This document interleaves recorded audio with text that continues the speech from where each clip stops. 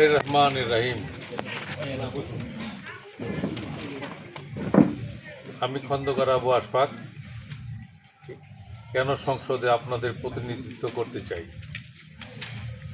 আমি আপনাদের ভাই, বন্ধু, সন্তান ও সহযোদ্ধা। 1981 সাল থেকে গত 44 বছর ধরে আপনাদের অধিকার ও ন্যায্যতার পক্ষে নিরলসভাবে কাজ করে যাচ্ছি।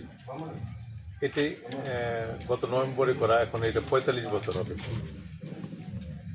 আপনাদের আস্থার 2009 থেকে 2019 সাল পর্যন্ত টানা 2 মেয়াদে নবগঞ্জ উপজেলার চেয়ারম্যান হিসাবে দায়িত্ব পালন করেছি, যেখানে আমি সেবাকে রাজনীতির মূল চেতনায় পরিণত করার চেষ্টা করেছি। আমার সংগ্রামী জীবনের শুরু ঢাকা বিশ্ববিদ্যালয়ের ছাত্র অবস্থায় প্রায় 36 বছর আগে। সেই সময় স্বৈরাচার বিরোধী আন্দোলনে অংশ নিয়ে জীবন বাজি রেখে ছাত্রছাত্রীদের অধিকার রক্ষার লড়াই করেছি। এই আন্দোলনের স্বীকৃতি হিসেবে ডাকসু নির্বাচনে ফজলুল হক হলের ছাত্র সংসদের ভিপি নির্বাচিত হয়েছি বিপুল ভোটে। পরে শহীদ প্রেসিডেন্ট জিয়াউর রহমানের আদর্শ বাস্তবায়নে ঢাকা জেলা বিএনপি সাধারণ সম্পাদক ও পরবর্তীতে সভাপতির দায়িত্ব পেয়েছি। অসংখ্য মামলা, প্রায় শতাধিক মামলা, হামলার ও কারাবরণের পরও আমি আপনাদের পাশে ছিলাম, আছি, ইনশাল্লাহ থাকব। শতাধিক মামলা খেয়েছি এবং 10-12 বার জেলে গেছি, প্রায় কারাবরণ করেছি প্রায় 6 বছরের মতো, মানে পাট করে।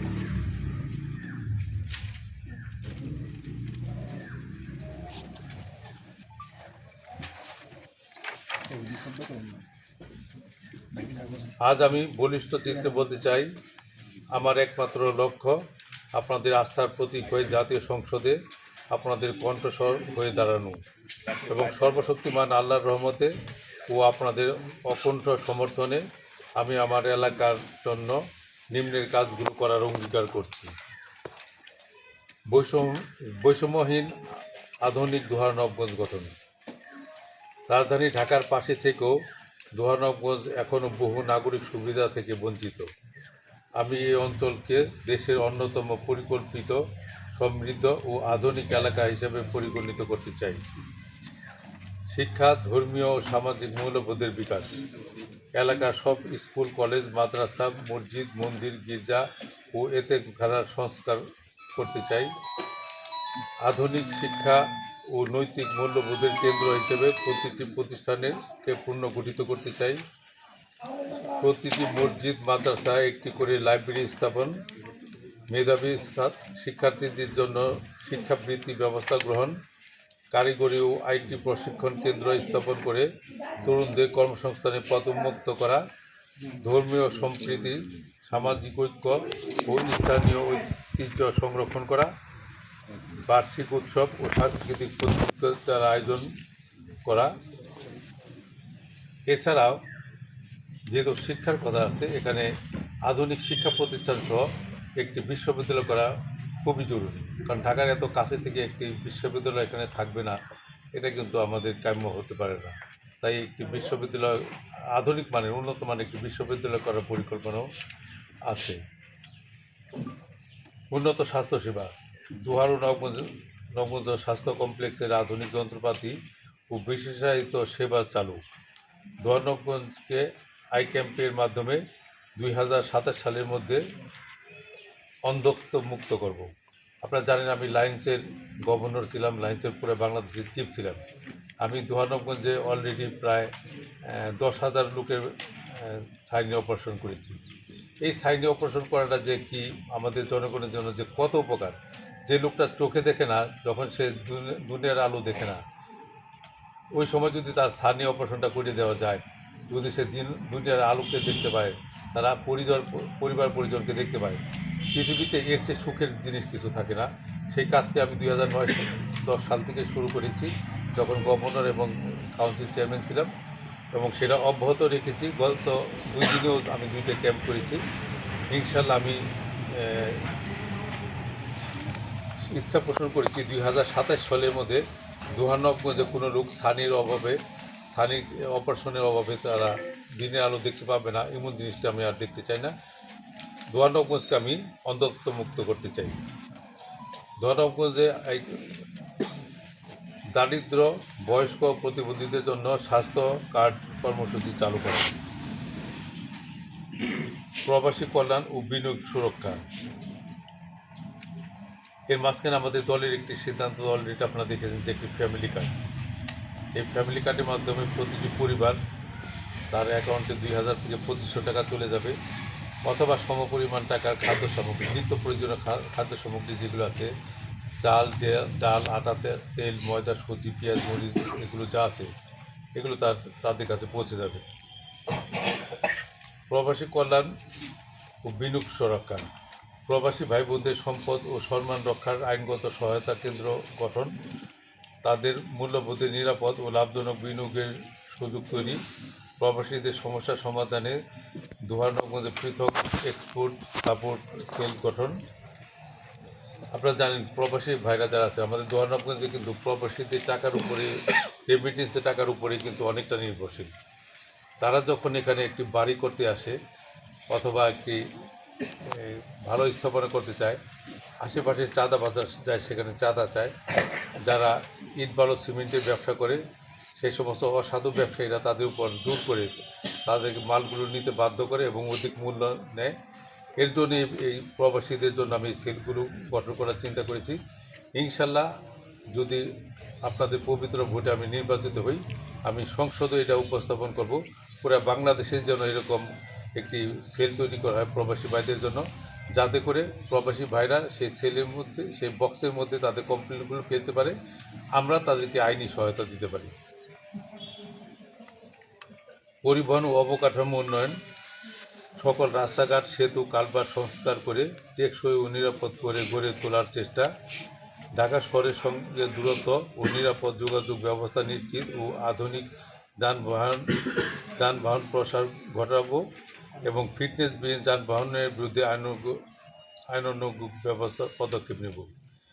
গ্রামীণ সড়ক, বাজার, শিল্পায়নের ড্রেনেজ ও পরিবহন নেটওয়ার্ক আধুনিকায়ন করব।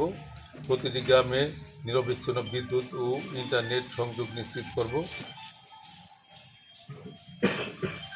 এই যে রাস্তাঘাটের কথাগুলি বলেন, আমরা যে রাস্তায় চলি, ঢাকা থেকে আসতে দেখেন টিকিট করে মরে আমাদের একটা বাধাগ্রস্ত হয়।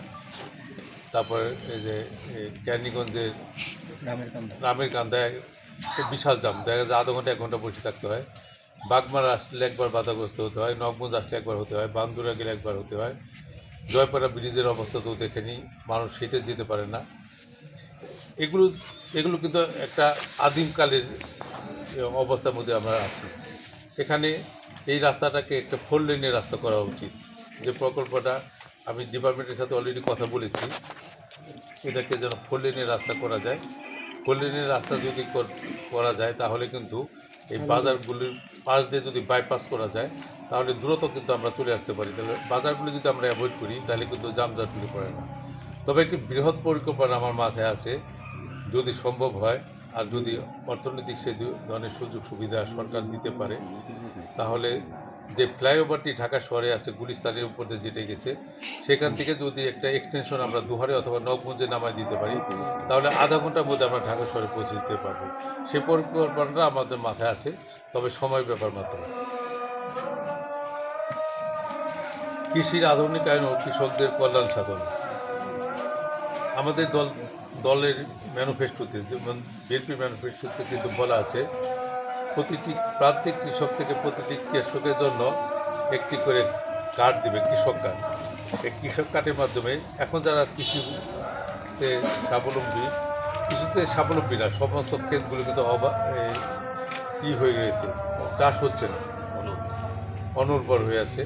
কারণ চাষ করার পর যে পয়সা তারা পায় বিক্রি করে, তাতে করে তাদের লস হয়।